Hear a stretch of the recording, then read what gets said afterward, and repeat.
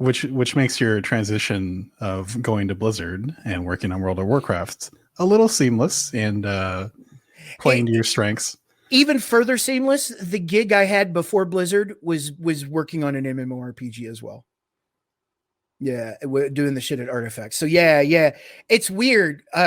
Not to get too goofy deep with you. I wonder at times whether stopping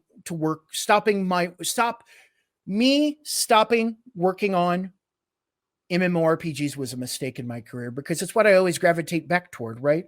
It's what I always feel like I have the strongest opinions about, like, especially now that I kind of have a bit in the business of playing them professionally, right? Yeah, I have to wonder, but yeah, there's an MMORPG that's not pay to win. Sign me up. Can you talk about your experience professionally of creating MMORPGs and what that process has been like for you and your journey? Herding cats. Which you can explain in, 5 minutes, right? Sure. Yeah. Define the universe and give 3 examples. I got this. The answer is 42. Next 42. Question. Dude, all over it like a cheap suit. It's about building worlds, right? At least for me, right? I guess the way I'm going to approach this is, let me tell you what I think an MMORPG is about. If you believe in the idea that, I know, again, we're bouncing all over the place, right? Not here to talk about religion, but if you live a life that's, you're born and then you die, and that's however many years long, wouldn't it be fucking fantastic if you could live alternate lives during that time as well, right? Mm-hmm. Sort of the idea of exploring spaces, environments, stories that are impossible for you to do today. I mean, to my knowledge, magic doesn't work in this world. To my knowledge, we aren't traveling through the cosmos in spaceships blowing each other up, right? But here's an opportunity through a medium, through gaming, right? To explore worlds, to be a part of a world, right? And the beautiful thing about these worlds is that you can always simply go click and you can disconnect yourself from it and get back to the real world, or get back to something else, or do something else. So when I sit down and I get excited and I think about like in any aspect of what I'm working on for the MMORPG process, I'm thinking about world building, right? But I'm thinking about that in the context of how I'm applying it to what I do. So in World of Warcraft, specifically for the 2 years I was working on it, the primary things that I was focused on were quests and the reputation system, and how those integrated with all the other systems in the world. I was a quest designer. Kaplan was our lead, but I was the lead person in regards to the reputation system. And the reputation system in World of Warcraft was designed, at least one of those systems, to be integrated into other systems, specifically quests. So back in the day when that responsibility was given to me, it seemed like it was the best natural fit. And I had a background of, other games too. I would be remiss if I didn't mention EverQuest, Nick. If I have to mention the top 3 games, just length of played time that I've put into a game, number 3 is EverQuest, number 2 is EverQuest, and number 1 is EverQuest. So par for the course. That year and a half that I after Wizards of the Coast, I said half the time I worked as a tech writer, the other half of that time I was living off Wizards of the Coast royalties and playing EverQuest.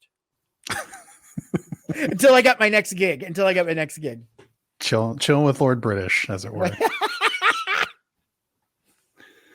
What era of WoW did you join? Because I think everybody has a different era of WoW. So what era? Yeah, vanilla. Vanilla for sure. My first play experience was one of the last Friends and Family alphas, where I got to roll around as a Tauren warrior whose ability to do the runs planning, I guess, had been disabled. It was just after they had kind of taken out the idea of the Tauren not having mounts, them just running like bulls across the land there, right? But I got a taste of that, and then I'm working on it. But I'm day one, right? I'm day one for vanilla, and I'm alliance. I played Horde Alliance, but really I'm alliance through all of that with like the mage and the paladin first and then the mage. But then classic in 2 years ago, right, until I quit playing here recently, I went horde. And you know, why didn't anyone tell me? Oh yeah, that's right, they were telling me. I loved playing the horde. I really, actually, Nick, I still think that gnomes and tauren need to secede from these yahoos, these alliance and horde yahoos, and just kind of form the third winning faction with gnomes riding on the shoulders of tauren, Master Blaster style. You know what I'm talking about? Like, Oh yeah. Yeah, who runs Crossroads? Baba runs Crossroads. Embargo on. Anyway, yeah. There's that for you. Yeah, that's incredible. So you mentioned a lot of the systems that you worked on. You mentioned the reputation system, Yeah. The weather system in Wild Quest. Of those, which of those are you most proud of, and why? I'm proud of a number of the quests I did. I stand behind the work. All right, here go the caveats, Nick. I stand behind the work that I did, and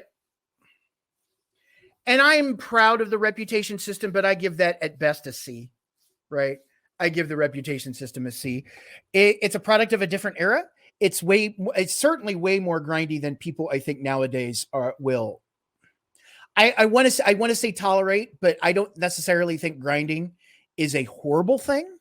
But I am definitely a person of a different genre, right? Where by and large, the reputation system that we put into WoW was way easier than a lot of other reputation systems previously. Like, yeah, good luck with the EverQuest reputation system. Have fun with that. Let me know how that works out for you when you go try to get your giant faction up in Velius. Well, so what's one specific quest that like you were super proud of, that you were happy the way it shook out? Can I give you two answers and remind me on this? I'll tell you about a quest that I feel like a series of quests that really put everything into perspective for me. And then a series of quests that I thought I'd kind of fucked up, but later come back. I learned a valuable lesson in Classic about it being iconic, and like on retrospect, yeah, my heart was in the right place, and at the end of it, I think it was a good call. But first, let me tell you about Sunstrider Isle. One of the last things I did before I became Blizzard's creative development manager, Nick, was I did the Blood Elf starting experience for Burning Crusade, the 1 to 5, right? The quest, the layout. And this was actually like some of the design work that I'm most proud of. I was able to, we had this idea that we wanted to create flows for visual flow representations for quests. So basically, we bust out Visio. We start putting in, basically layering out the flow, the visual flow of quests, and having a language associated, like locking down terminology that had already been around, right? But showing how breadcrumbs relate to other quests, showing that some quests are there's a chain that activates one quest, but these other two become available as well that aren't necessarily tied to that quest.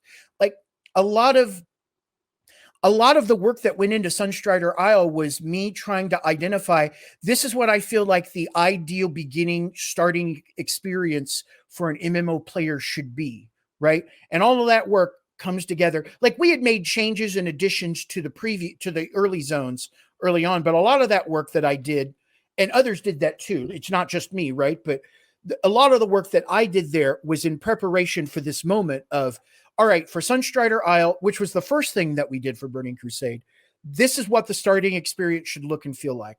So if you had a good time starting your Blood Elf on Sunstrider Isle, and you felt like that was a good way to convey who you were as a Blood Elf and kind of what it's all about, and to give you like a good foundation, because I'm of the opinion it's great to revel in the player's choices, right? To create unique experiences for classes and to create unique experiences for character races, right?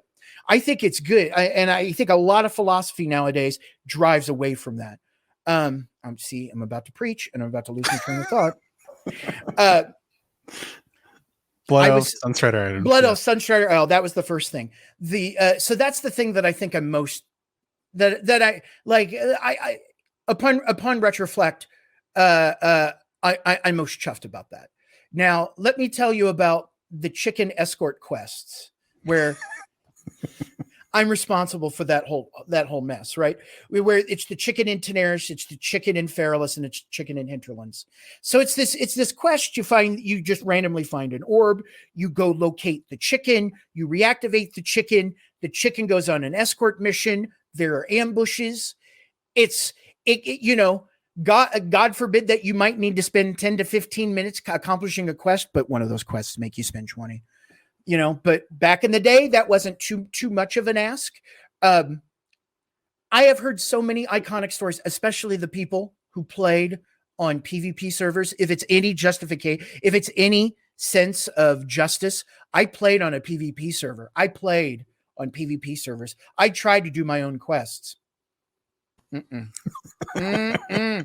not having it. Not yet. Horde not having any of it. Oh no, little gnome. Take that. But it created stories, right? It created all of these incredible stories. And it's such a great icebreaker for a human being to come up and you can tell that they're filled with love, genuine love when they say, I really fucking hated those quests.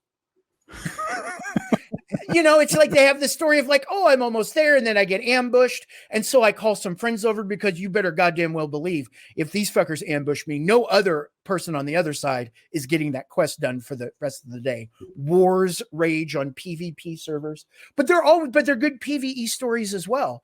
And that quest chain has always been sort of like, I've discovered it as the best icebreaker in the world, where someone might come up to you, and I have a hard time processing this still, Nick, where people just get like verklempt in my presence. And listen, I'm no fuck star, right? I am no one like that whatsoever. Having said that, I get that I invest just like a lot of these folks invest. And if me making that, the only thing I would do different for those quests, Nick, is I would have made them elite. And all that is just marking them as elite, which is get a friend to help you because you probably will need it, right? You're probably going to get griefed on a PvP server. Precisely, right? Or if you haven't done it before, those ambushes don't play, right? If you try to do those quests I specifically made those ambushes be really pushy on what a player could get away with solo. So, I mean, which was the point, right? Like I was giving you a pet. I was giving you a free pet companion that would follow you around. That was a mechanical chicken. It was the only way to get that. And that philosophy, by the way, later fueled the whole Bloodsail Buccaneer, sort of the Easter egg quest. That's me too. The whole idea that the only red pirate hat available in the game is by doing that quest. That's my fault too. Well, you bring up 2 points that I think are actually really interesting about what makes video games special. I think number one, you mentioned unique cosmetic items, because I think personalization in video games is like really underrepresented and like really taken for granted as far as like how important it is to players. And then also, yeah, I agree. You touched on emerging gameplay about, yes, the game wants you to do this stuff, but then all this other wacky shit happens. And to me, that's always been kind of the magic of playing multiplayer stuff in general. It's just like, yes, the game wants you to do one thing, but you might have some magic stories from like this one time, I don't know, like in Halo, like I shot a rocket at this dude and he did like the most crazy misty flip off the back that I laughed for like 5 minutes until I realized I was already dead, but it was worth it. It's storytelling, right? Yeah. It's the idea that, kind of getting back to, I think, what you were asking about, like, and my thoughts on MMOs. Listen, when I made those quests, it's not my job to entertain you. It's my job to provide an avenue by which you might be entertained if you do this quest, right? But it's up to you to make your own stories in worlds like that, right? Like, and it kind of breaks down to the whole idea of what really motivates a player, right? Is it the intrinsic motivation of, I need to get money to get a mount, I need to do this, or the extrinsic motivation of, Bubba told me to go get 9 shrimp so that he can make his shrimp gumbo, right? So I better go out and get those 9 shrimp by whatever means, right? And it's just sort of that balance between extrinsic and intrinsic. I think, hopefully, this is what this is what I'm going to pontificate on here for a moment. MMORPGs nowadays lean too heavily on extrinsic motivation, in the idea that if you have to do intrinsic motivation, it's a punishment to you, right? And if I may back up, I'll take a look at retail World of Warcraft here just for a moment and give you this example. It is my feeling that modern World of Warcraft is more about the experiences, the idea of you want to do Mythic Plus, you want to do the rating, and the path to get there is the sludge. It's the slog, not the sludge. It's the slog through the sludge. It's the drudgery of having to level up. And I don't know. Not on my watch. It's about the destination and the journey, right? And I think a lot of MMOs lean too heavily on the idea that you need to be on this story rail, right? Some games execute great on it, like Final Fantasy 14 and their MSQ, right? But that game is not just that MSQ. Admittedly, I'm playing that game mostly for the MSQ, but I've been surprised and I've been excited about what I've discovered about that game while playing it. When I played the bits I did of Shadowlands, I struggled with that story. I think maybe part of it is that I just didn't identify necessarily with what was going on, except for some cool moments with Jaina and Thrall. But the overwhelming majority of the experience that I had when I was doing that WoW retail experience was,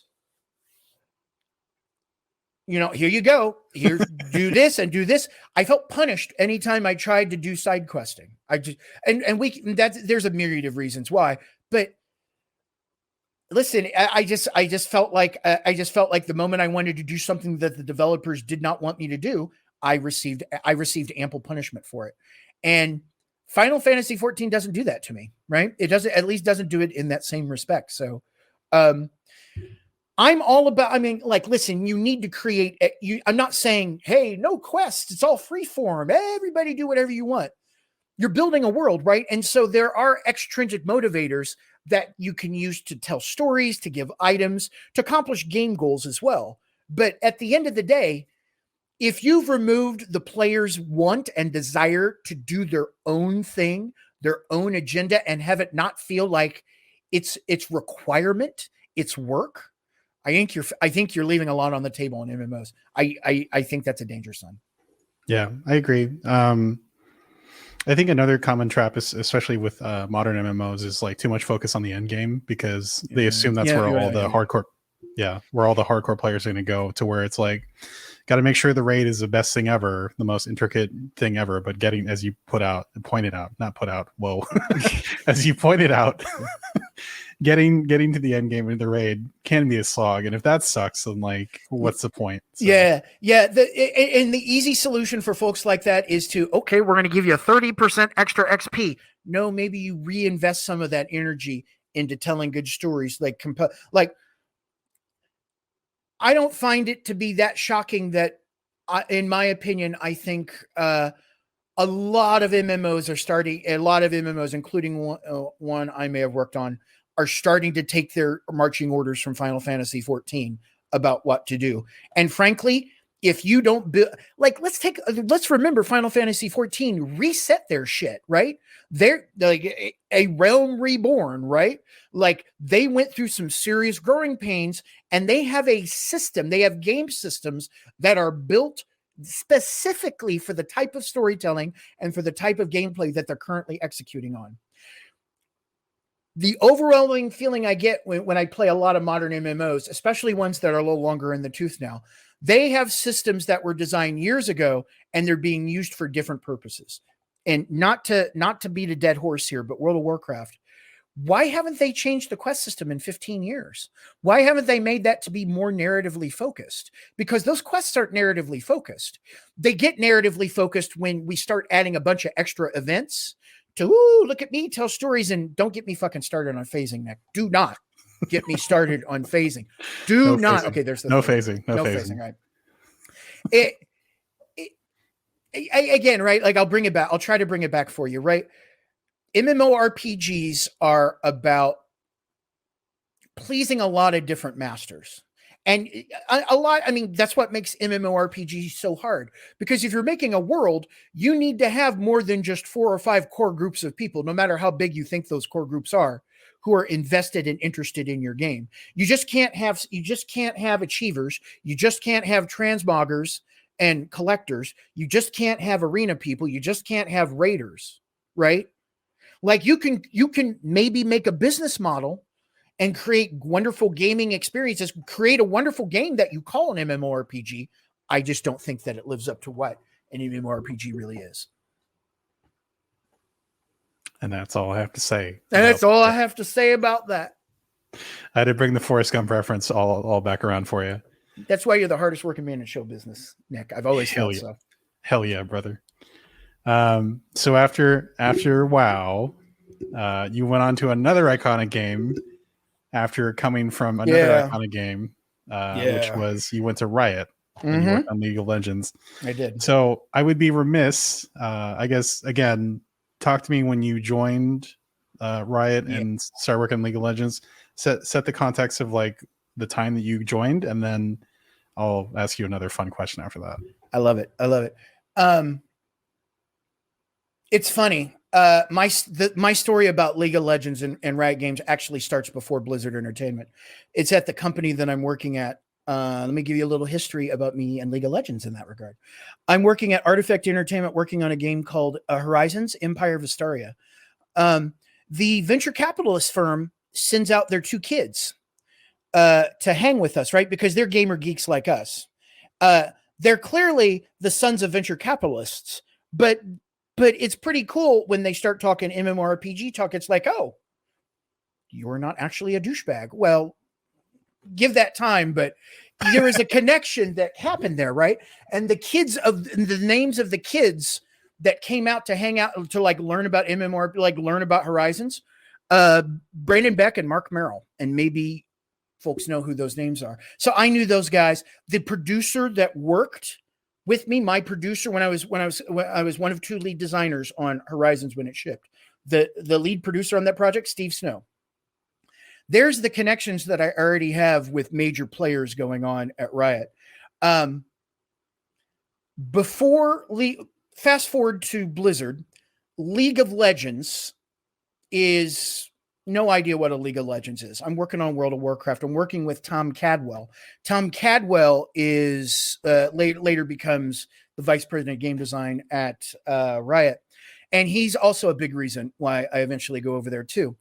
But we're working as like he's on a strike team to basically tighten up the graphics on level 3, if you will, of all the quests that we're working on. Wait. All right, I gotta interrupt you. I gotta interrupt you just for this one, and you know exactly why I'm interrupting you.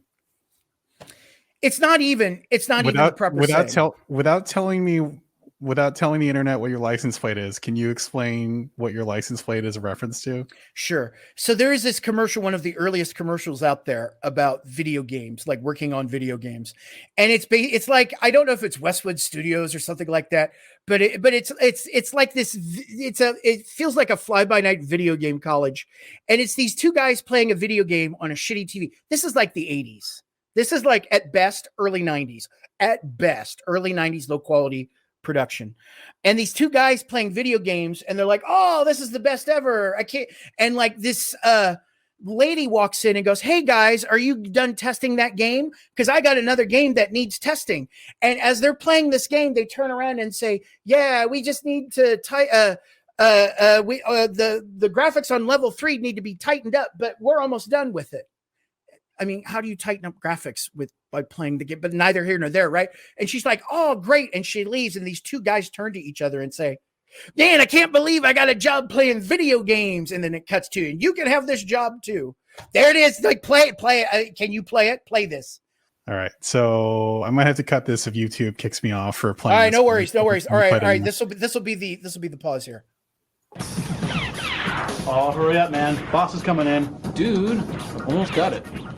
Hey guys, finished testing that game yet? I've got another one I need designed. We just finished level 3 and need to tighten up the graphics a little bit. Great. Hey, I can't believe we got jobs doing this. I know. And my mom said I would never get anywhere with these games. Call Westwood College online. I talked through that because I couldn't hear. 800-914-8582. Westwood College. It's not Westwood Game Studio, but it was Westwood College Online. Yeah, I could hear it. I think my audio will come through, but Okay, yeah. good. I'm sorry. Yeah. Hopefully I didn't talk too much over it then. No, you're good. I just wanted to take that commercial break literally for that, because that's one of my favorite game design inside jokes, and I appreciate that you appreciate it as much as I do. Just I like love pork it. chops, just like pork chop sandwiches that will never leave my nerdy lexicon of things Smell that delicious. my God, did that smell good. Detective. All right, I'm done. Sorry.